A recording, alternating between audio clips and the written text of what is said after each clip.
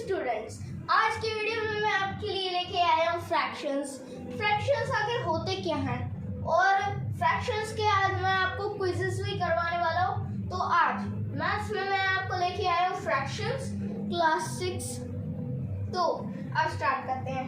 जैसे कि आप देख सकते हैं यहाँ पे लिखा फ्रैक्शन। अब फ्रैक्शन मतलब होते क्या है, तो आपको ये भी पता होना चाहिए कि फ्रैक्शन होते क्या है। तो अब मैं आपको एक्सप्लेन करने वाला हूँ। अब फ्रैक्शन क्या होते हैं, देखिए जैसे कि हमने एक रेक्टेंगल ले रखा है और रेक्टेंगल के हमने उसके 6 पीस कर दिए, या फिर आप किसी भी पेपर पे ड्राइंग बना लो रेक्टेंगल की, तो उसमें 6 पीस कर लो, 6 ब्लॉक्स बना लो, तो हो गया ये हमारा 6। तो अब अगर हमने कुछ पार्ट शेड कर दिया, यानी कि हमने 3 पार्ट शेड कर दिया 6 में से 3 पार्ट, यानी आप ऐसा भी कर सकते हो जैसे कि हमने 6 ब्लॉक्स में से 6 ब्लॉक्स काट लिए, तो हम वो काटे यानी सीजर से कट किए। अगर आप किसी ब्लॉक से या फिर आप प्रैक्टिकली कर सकते हैं, तो इससे अगर हमने 6 ब्लॉक में से 3 ब्लॉक्स शेडेड किए हुए काट दिए, कट किए, तो उसके बाद हमारे पास ब्लॉक बचे 3, लेकिन हमारे पास एल्टिस थे कितने, हमारे पास 6 ब्लॉक्स थे। तो अब देखेंगे कि जैसे कि अब देखिए ये आपको एक फ्रैक्शन दिख रहा होगा, तो अब देखते हैं कि ये फ्रैक्शन होता क्या है। तो अब जैसे कि मैंने आपको इस रेक्टेंगल के बारे में एक्सप्लेन कर दिया है, तो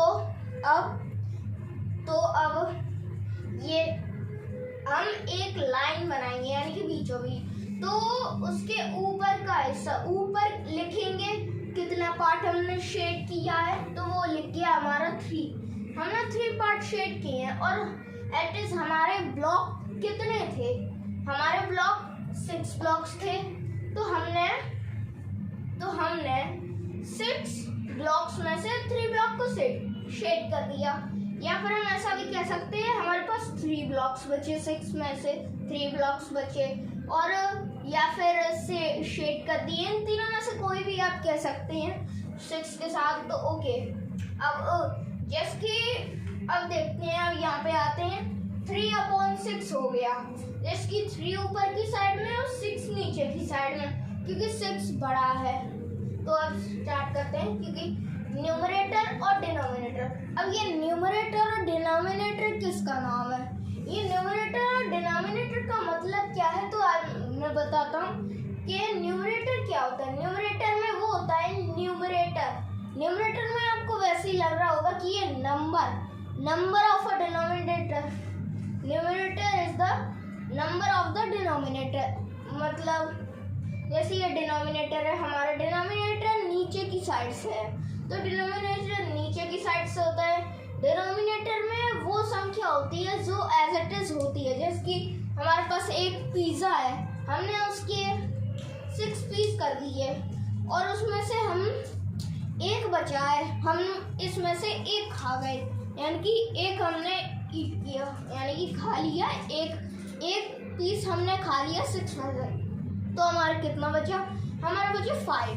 तो हमारे 5 पीस बचे, तो अब हमने 6 पीस किए, तो अब हमारे 5 पीस बचे।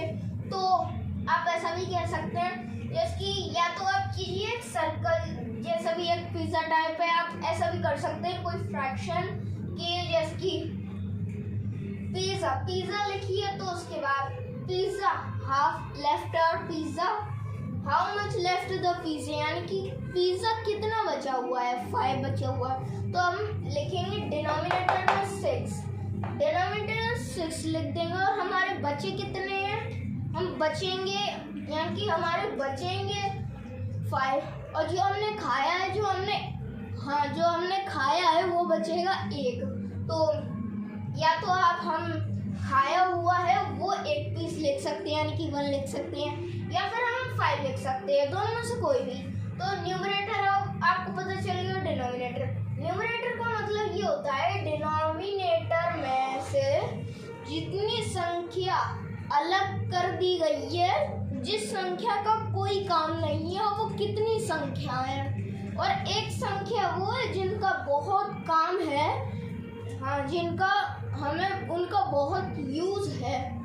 तो अब एक तरफ हो गया डैमेज, तो एक तरफ वो एक्टिवेटर यानी कि डीएक्टिवेटेड या फिर एक्टिवेटर ऐसे भी कह सकते हैं। जैसे कि हाँ तो आपके जैसे कि मैंने आपको बताया कि ये शेडेड पार्ट जो है वो 3 शेडेड पार्ट किए हुए हैं मैंने 6 में।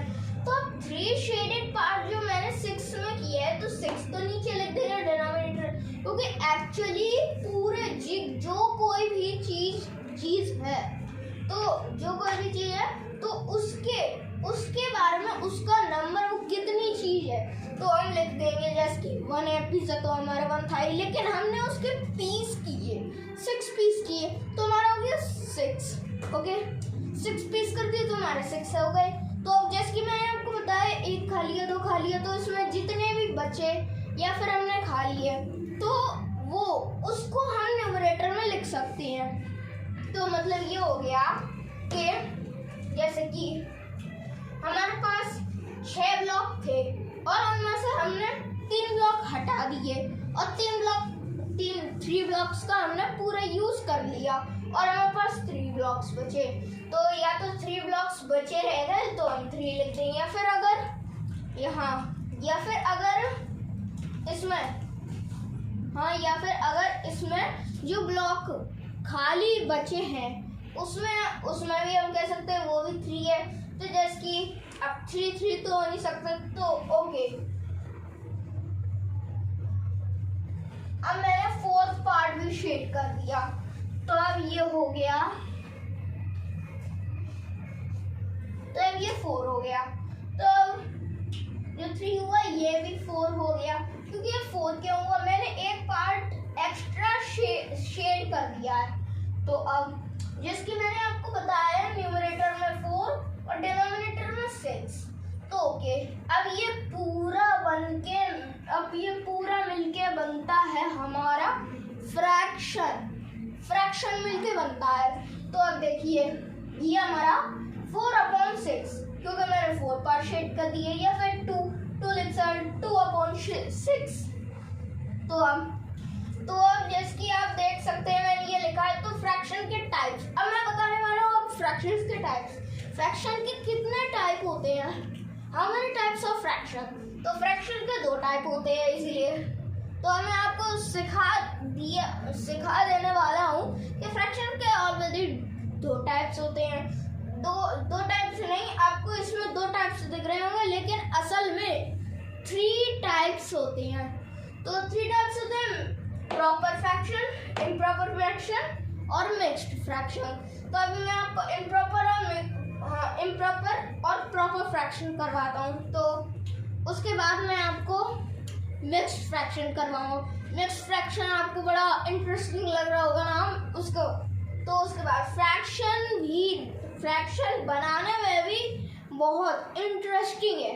तो स्टार्ट करते हैं। प्रॉपर फ्रैक्शन वो होते हैं जिसमें न्यूमरेटर छोटा होता है और डिनोमिनेटर बड़ा। तो डिनोमिनेटर यानी कि हमने यहाँ पे देखा ये 4 है और ये 6, डिनोमिनेटर 6 और न्यूमरेटर 4। तो अब हम देखते हैं 4 और 6। अब 4 और 6 में से हमें प्रॉपर फ्रैक्शन पता करना है, ये प्रॉपर या इम्प्रॉपर। तो अब यहाँ पे देख सकते हैं जो न्यूमरेटर होता है वो छोटा होता है और डिनोमिनेटर बड़ा होता है। तो अब जैसे कि आप एग्जाम्पल में देख सकते हैं प्रॉपर फ्रैक्शन यानी कि नॉर्मल फ्रैक्शन भी आप कह सकते हैं, नॉर्मल फ्रैक्शन है प्रॉपर फ्रैक्शन। तो अब एग्जाम्पल 6/12, 4/16, 25/100। तो अब एग्जाम्पल, तो उसके बाद मैं अब आपको करवाता हूँ इम्प्रॉपर फ्रैक्शन में वो क्या होता है। इम्प्रॉपर फ्रैक्शन में भी वही होता है, न्यूमरेटर डिनोमिनेटर, लेकिन असल में यह होता है कि डिनोमिनेटर न्यूमरेटर बन जाता है, न्यूमरेटर डिनोमिनेटर। अब ऐसा भी कह सकते हैं जैसे कि ये मतलब ऐसा है कि न्यूमरेटर डिनोमिनेटर की जगह ले लेता है। कैसे?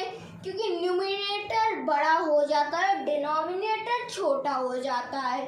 तो डिनोमिनेटर न्यूमरेटर की स्टेज पे आ जाता है, डिनोमिनेटर न्यूमरेटर की स्टेज पे और न्यूमरेटर डिनोमिनेटर की।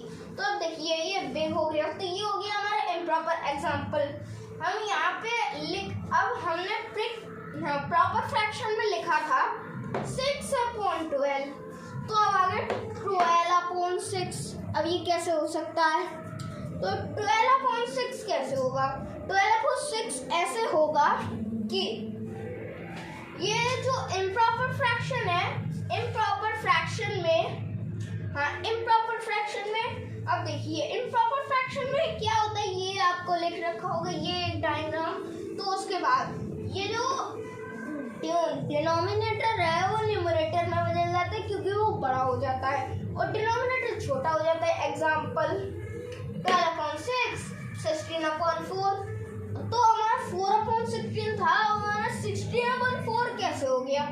इम्प्रॉपर फ्रैक्शन की वजह से। तो अब 100/25।